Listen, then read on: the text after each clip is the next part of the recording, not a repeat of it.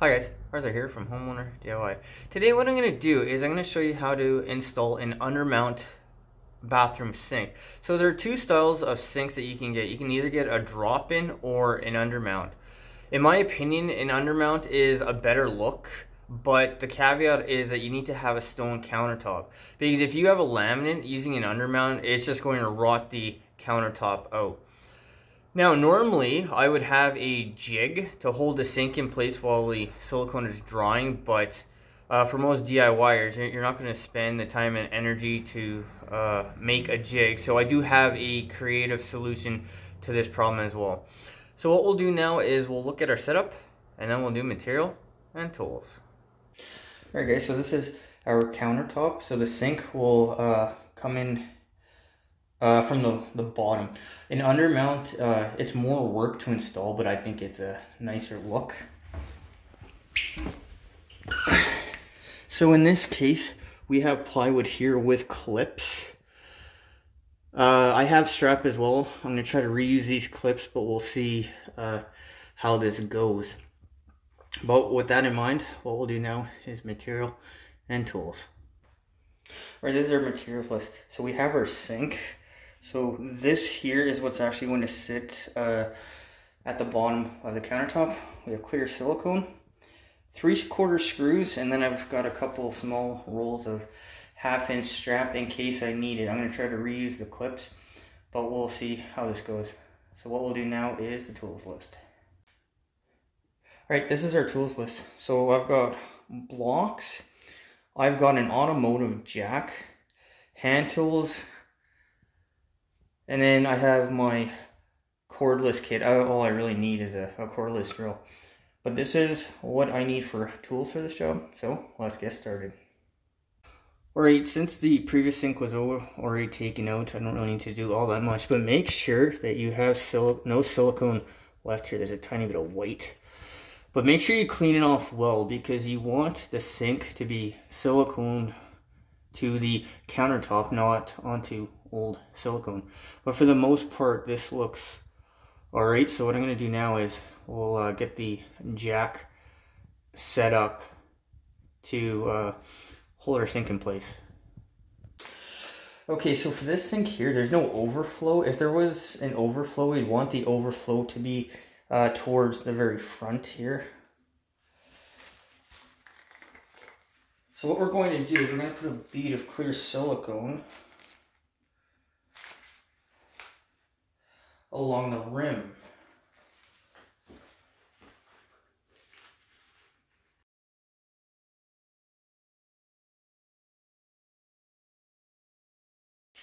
Okay, so we're going to grab our sink.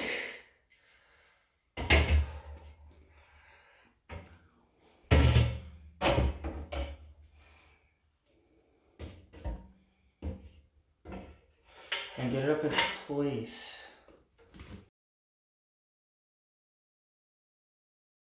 Okay, so this around here, this is what we want to have lined up. So it's showing a little bit here.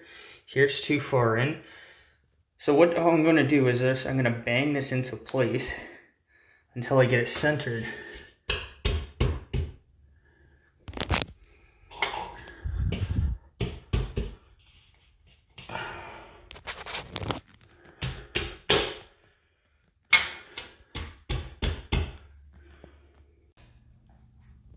Alright, so the cutout is not quite exact, but the key thing is try to get this close all the way around that you can. I mean, for the most part, this looks okay.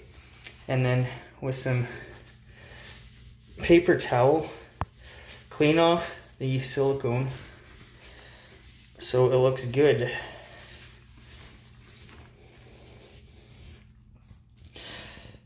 Okay, now what I'm going to do is I'm going to leave this for a little while to give the silicone a chance to set up. If you try to strap the sink right away, the sink can start to move around because the silicone can act like a lubricant.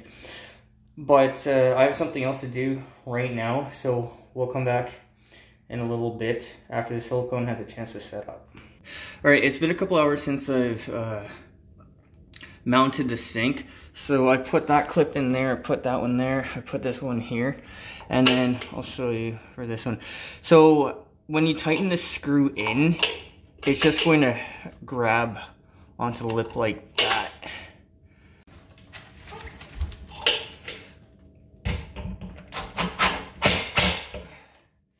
Okay, and then always make sure to give it a wiggle to make sure that the clips are solid.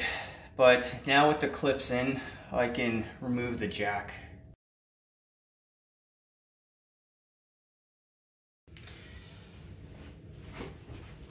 Alright, so what I'm going to do now is we'll cut this here, and then we'll redo the drain properly.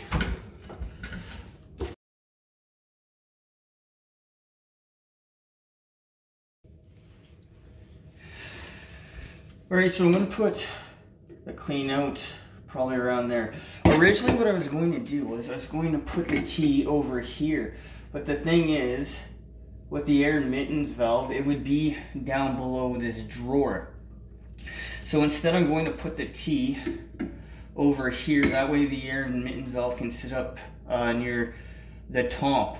The reason is, if this backs up, you want it to see it in the sink before it hits the air admittance valve, which the water level would hit the air admittance valve before it hit this here.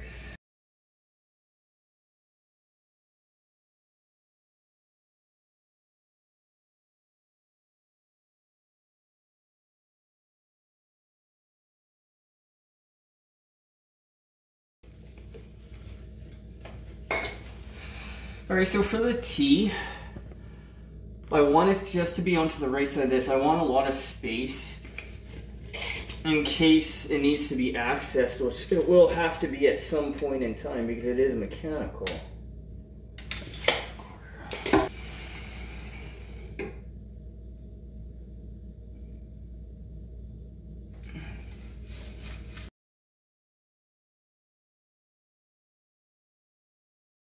And then let's put a level on it to make sure it'll be straight.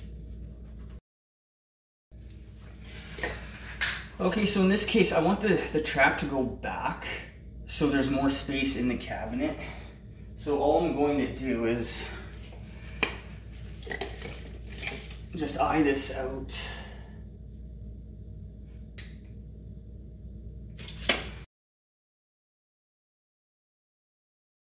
We'll put the level on the face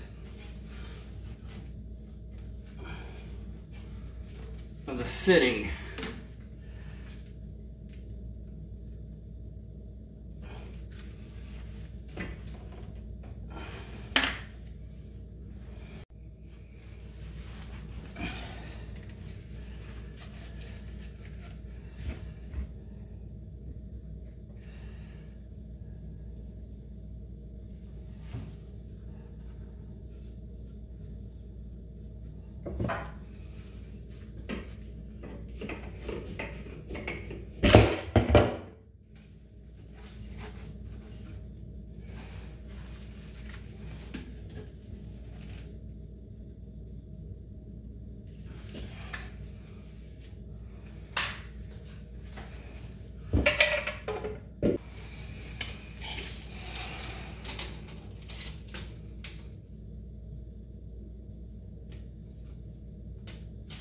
So I'm going to put a vertical piece at 8 inches, and I'm just going to dry fit a cap on it. I don't actually have an air admittance valve, the store didn't carry one.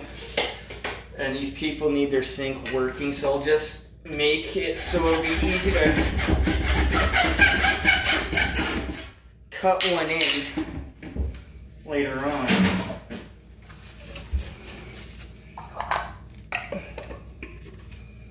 Okay, so this, no glue, just dry fit that on. Alright, so that concludes the drain here. I noticed that the supply line here is dripping. I'm going to call the homeowner because there's no air admittance valve there either, so I'm going to see if he wants me to come back and put in the air admittance valve and also change out the supply line. But with that done, what we'll do now is test.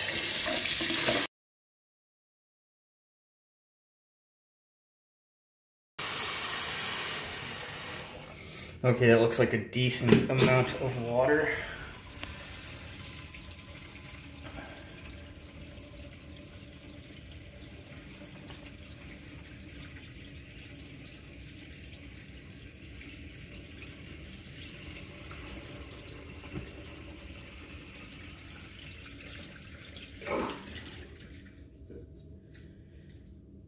Alright, so the first test was successful. I'll put another big load of water down it and check all around for leaks. So guys, for leaks, check here. This one has a drain for the trap, but check here. Check the glue joints. I mean, ABS is fairly forgiving, so chances are that there's not going to be a leak, but make sure you're thorough about your work. Alright, so this is our air admittance valve. It says auto vent on the very top of it. So it is threaded, so what I'm going to do is I'm just going to Teflon the threads. 1, 2, 3, 4, 5, 6. So we've Tefloned. Oh, it goes the other way.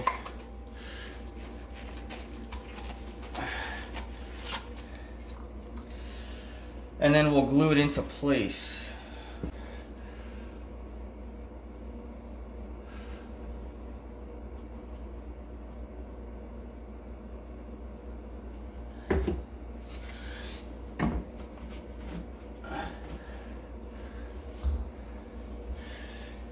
And also keep one thing in mind. Make sure that you have enough space between the top and your countertop, or in this case, plywood, so you can unscrew the air admittance valve if and when the time comes and it needs to be replaced. But now with this being nice and high, if we ever have a blockage, it'll back up into the sink first. Alright, this is our finished product.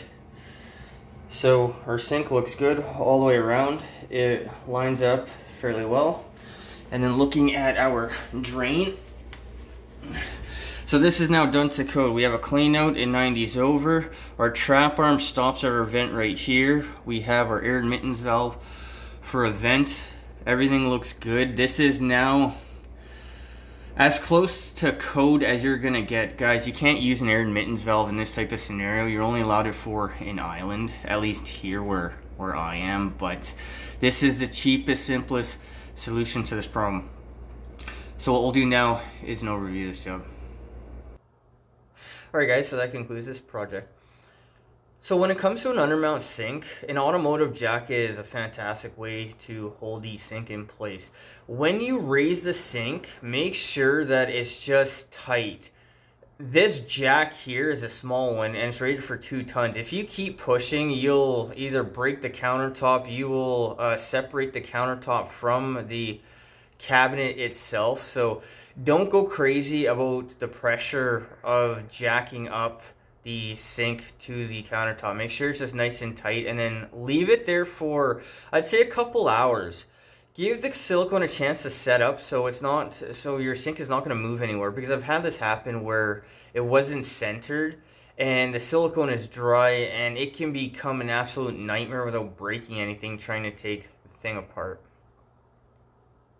The time on this job. The time was about an hour and a half, not including waiting for the silicone to set up. I went to go do something else with that amount of time, but because of the drain that needed to be changed, it wasn't vented properly. This took extra time to do, but I'm happy with the result. It's done as close to code as you're going to get it within reason. The cost of this job. I didn't supply the sink, but the silicone, the clips, screws, and then anything else was about $80. The single biggest cost on this was the ABS, because I had to rerun the drain. And guys, don't think that just because you have a very similar sink that everything's gonna line up in the same spot. You may have to move your trap over a little bit to make it work. Guys, I hope you enjoyed the video. I hope you learned something. I hope something here is going to help you on your project when you need to go ahead and do that. Guys, till next time, please hit the like button, subscribe, and I'll see you on the next project.